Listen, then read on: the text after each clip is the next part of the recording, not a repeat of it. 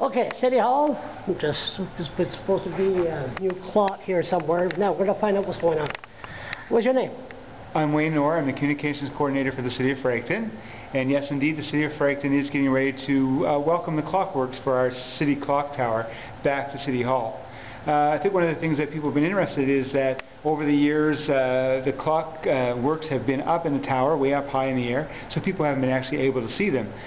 So what's happening is part of the refurbishment of the clock, we're going to be bringing the clockworks down to the public level here at City Hall. And right now what we're doing is we're standing outside the second floor committee room of City Hall, or excuse me, the second floor council chamber of City Hall, and this is where the base for the new clockworks are going to be. Right here. Yep. So what you've got is you've got sort of a couple of things. You've got a base, and ultimately what's going to happen is we're going to be bringing and putting here on the base a big table that will actually hold the clockworks. This is what's called the well, and basically in the past the clock itself would have been wound by hand. Now what's going to happen is there'll be a number of motors and things that are in here that will actually drive the clockworks themselves. And behind that, what you've got is you've got a little pit. And this actually will accommodate the pendulum that swings back and forth to help move the gears. Now, to understand our clock, even though that takes you right down in, and what will happen is that's the lobby of City Hall, and you'll be able to see the pendulum swinging through the front door glass. Really? That's what's going to happen.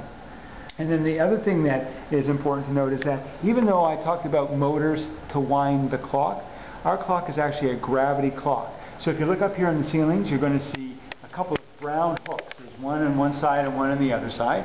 And basically what those are is those are the hooks that will hold the weights. And what happens over time is that gravity pulls the weights down, and that's what helps turn the clockworks. And that's actually what drives the hands on the top of the clock. The other things that you see up here are two chases. You see on either side, one has sort of got a large opening and one has got a smaller opening. What that is the one with the smaller opening is the cable that runs the bell. So in Fredericton, if people I think are used to the top of the hour, you'll get the strike, one ring or two rings depending on the time. So what will happen is the clockworks themselves will, the cables will drive up through there. And then on this other chase, what happens is that as the clockworks turn down here, they'll twist an arm. That arm will actually go up into the clock tower, which is 30 to 40 feet above where we're standing, and that will actually push those hands. And so when we talk about there was lots of interest when we talked about the clockworks and the clock coming down to the ground floor, and people got confused. Well, how are you going to make that clock work? Well, the hands are still up in the top of the tower, and what happens is the clockworks are now down here where the public can view them, and from there the things will tick, and they'll actually run the clock hands. Be honest with me. How many times have you told that story so far? I've only told that story about 3 times in the last 2 weeks. That's all? That's all this in the last 2 weeks. Well, that's why your communication. My God, you sounded like a broken down tape recorder. You knew every details.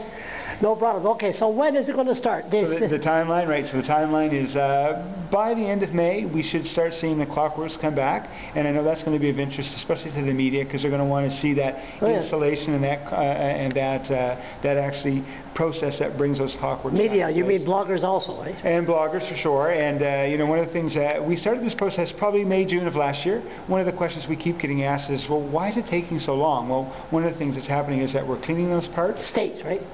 It did go to the States. We went with a company that specializes in clock tower renovations. And the other thing that's really interesting about that is that some of those pieces were broke. So it wasn't just a matter of going back to the local clock repair store and getting the new piece. It actually had to be remanufactured. So that's what's happening. And our goal is that installation of the clockworks, and by the first part of June, we fully expect the public will be back in. And roughly, we're almost 130 years to the day that the clock actually ticked for the first time. Another cause to celebrate. Exactly. How many clocks is there like this, same system? In New Brunswick, I'm not sure of the total. Tower clocks are usually fairly common in larger cities. I mean, it's obviously something that a capital city ends up having oftentimes. Our clock tower dates back 130 years. First ticked on May 1.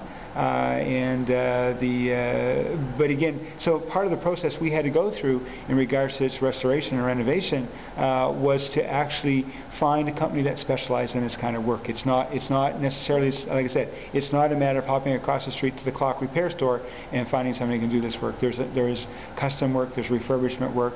You need to know and work with someone who understands the process. And I think this will attract a lot of tourists here. It's really funny.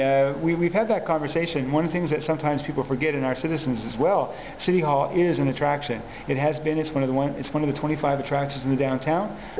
We welcome thousands of visitors here during the course of the year.